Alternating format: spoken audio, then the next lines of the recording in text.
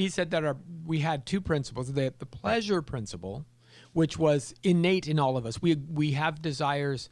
We naturally drive towards sex because we are sexual beings. That's So right. Freud was the first one who says we're going to put sex in the absolute center of our identity. You have the id, the ego, and the superego, and all of this stuff. But there's an unconscious desire, even from our earliest formation as an infant, where we're in the oral phase, right, where we're looking for that satisfaction is actually a sexual satisfaction.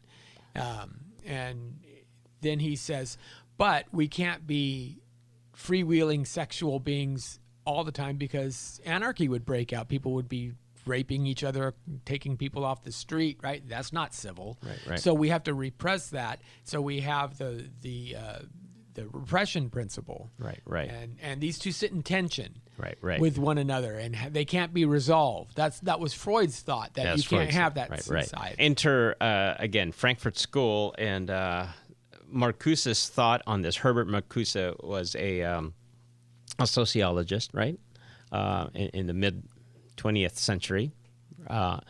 And he was a professor. And he had this idea. His thoughts were a little bit nuanced. That's why it seemed so convincing.